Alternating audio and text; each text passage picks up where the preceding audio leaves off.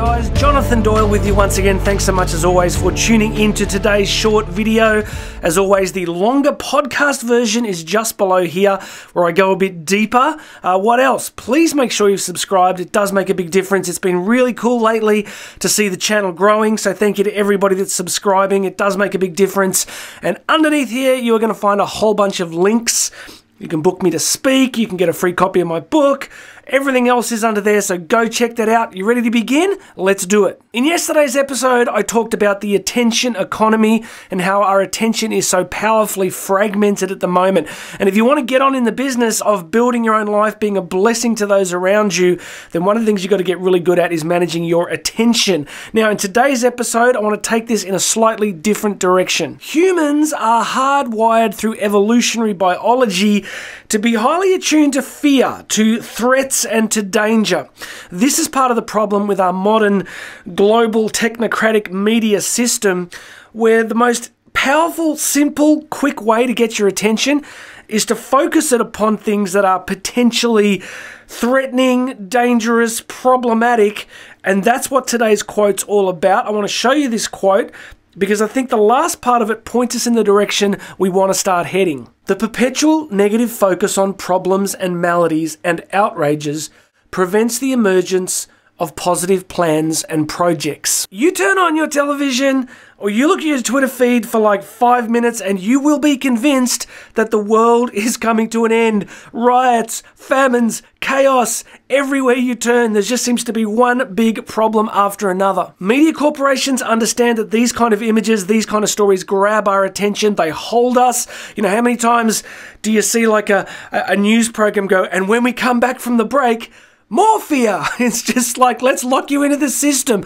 So I want to talk to you today about the impact of that kind of fear upon our lives. I think you're probably familiar with the idea of learned helplessness, that, you know, in laboratory experiments, if they shocked rats in a random manner, rats eventually just completely gave up trying to change the circumstance. They believed they had no control over it, and they developed a huge bunch of really negative physical symptoms and problems and outcomes. So what I want to suggest is that if we are soaked in fear, if we are constantly exposed to fear, we can kind of develop this sort of sad, depressed, despairing, hopelessness, this belief that nothing's going to get better, that nothing is going to change.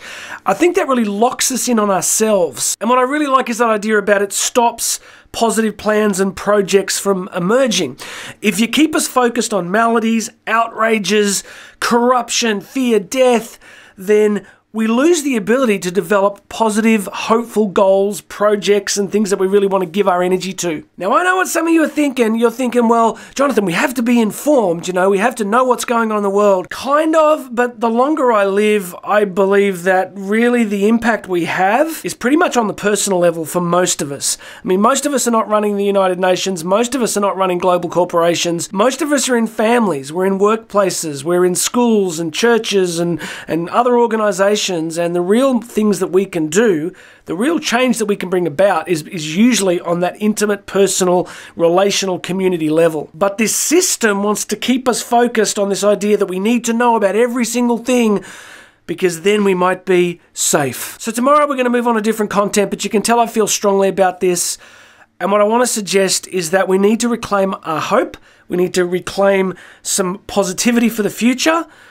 We've just got to get through each 24-hour block doing the best that we can. And I want to suggest to you, you really got to wean yourself off the fear-based, you know, what they call, you know, just that daily constant bombardment of fear, worry, unhappiness, threat. Just say no. Just stop watching it. And I know you're going to think, well, how will I know what's going to happen? You'll know. Go to Substack, choose a few good journalists, follow them, get good information from good sources. But let's start to move away from this constant fear-based narrative. You know, we want to control the controllables. We want to control our closest relationships. We want to give our best to our closest relationships. And personally, friends, I'm just leaving the rest. I'm just trying to be here to serve you guys, to do good daily content that's a blessing to people. So, practically, as you go through this next day, I want you to really focus on the amount of fear that's coming into your life.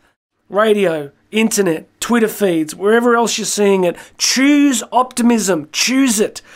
by nature, I've had to work really hard at this, to choose the decision of optimism, to choose to be positive, to go after things that are going to bring light and blessing into my life. It's a task. It's actually a discipline that you have to bring into your life. All right, that's it. Let's get the fear out of our lives. Let's get on with our positive, hopeful projects. We can't control the whole world. We get to work in our little corner of it, but we can make our little corner much better than we probably think. God bless you. Make sure you've subscribed.